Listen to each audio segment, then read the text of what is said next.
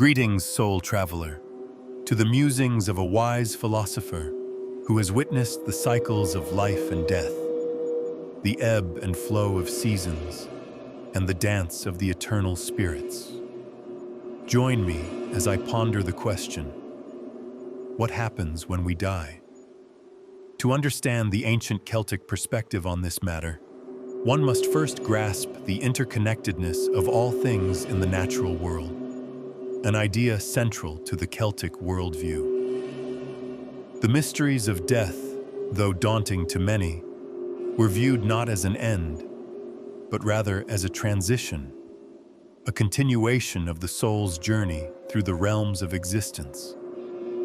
Come, sit by the fire, and let me share with you the thoughts that have passed through the minds of my ancestors for countless generations.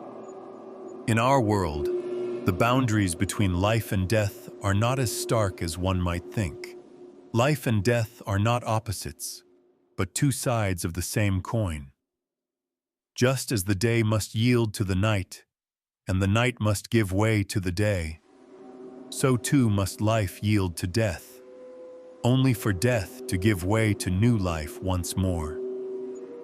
This is the great cycle, the eternal wheel of rebirth, which governs all things. The Celts, attuned to the rhythm of nature, understood this cycle intimately.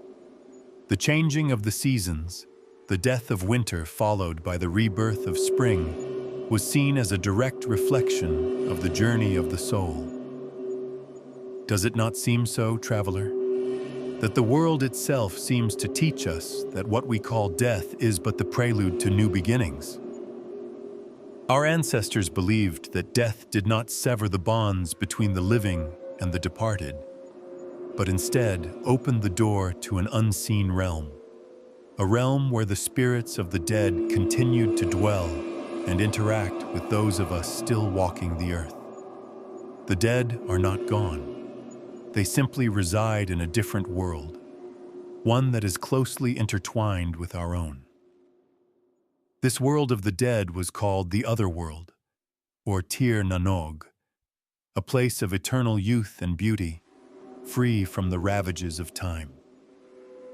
The Otherworld is not some dark, shadowy underworld, as some cultures might conceive it, but rather a land of light, lush forests, and vibrant meadows, where time flows differently and the spirit of a person remains forever young.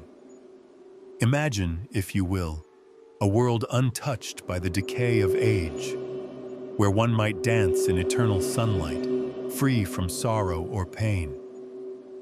It is a place of harmony, where the soul lives on in peace and joy, reunited with loved ones and ancestors long past. Yet, it is also a place of mystery, where not all souls dwell equally. Some may find themselves in different parts of the Otherworld, according to the nature of their lives and the deeds they performed during their time on earth. Do you not wonder then, traveler, what this realm is truly like? If it is a place of eternal youth and beauty, does it not stand to reason that our souls, too, must retain the essence of our earthly selves? Perhaps in the Otherworld, we may look much like we did in life, strong, healthy, and vibrant. But what then of the soul that was burdened by sorrow, or that lived a life of violence? What fate awaits them in the realms beyond?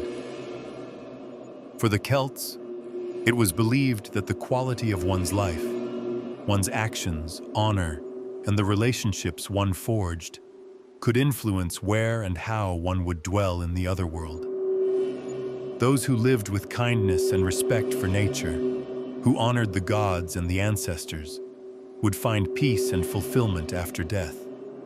But those who transgressed against the natural order, who took life unnecessarily or violated sacred laws, might face challenges or punishments in the afterlife, though always with the opportunity for redemption. The Druids, those wise and revered teachers and priests of our people, held a special role in understanding the mysteries of life and death. They were the intermediaries between the human world and the other world, able to guide the spirits of the departed and perform rituals to ensure their safe passage. They understood that death was not to be feared, for it was simply another step in the journey of the soul. The Druids taught us that death, like birth, was part of a greater cosmic plan, a journey through many lives, much like the changing of the seasons.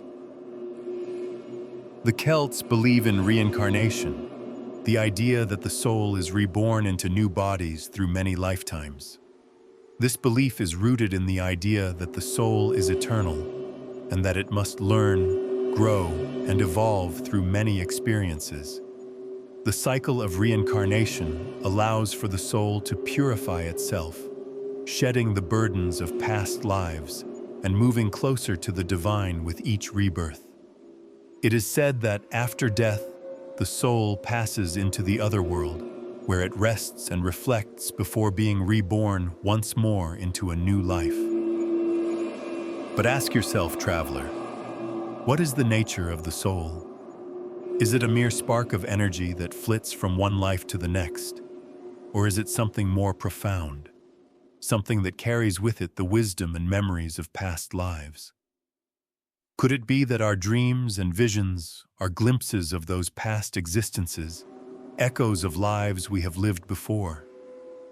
How do we know if the soul is truly reborn, or if it simply journeys through different realms, taking on different forms as it traverses the cosmos?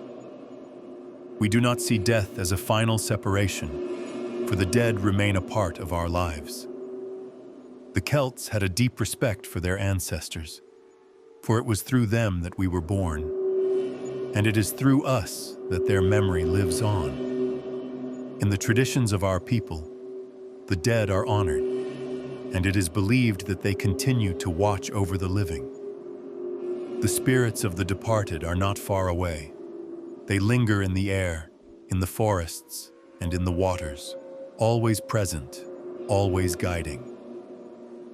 On certain days, such as Samhain, the great festival that marks the end of the harvest and the beginning of winter, the veil between the living and the dead grows thin, and the spirits of our ancestors walk among us. It is during these times that the dead can offer wisdom, protection, and blessings.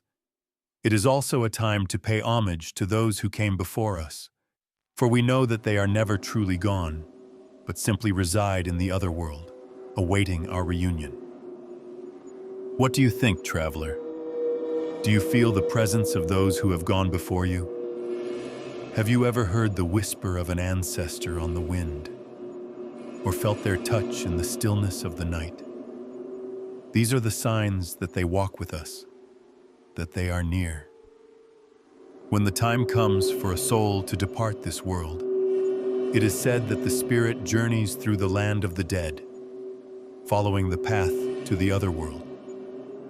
This journey is not one of suffering, but of transformation. The Celts believed in the guidance of the fairies, the spirit beings who dwell between the worlds, and who serve as protectors of the passage between life and death. The fairies guide the soul, ensuring it is not lost, and lead it to its rightful place in the other world, where it will find rest and peace. It is a beautiful thought, is it not? That our loved ones, our ancestors, our friends, stand ready to greet us on the other side. That we will be received by those who have passed before us, embraced by their love and wisdom. Is there any greater comfort than this? To know that death is not a solitary journey, but one we take with those who have gone before us, who wait patiently for our return.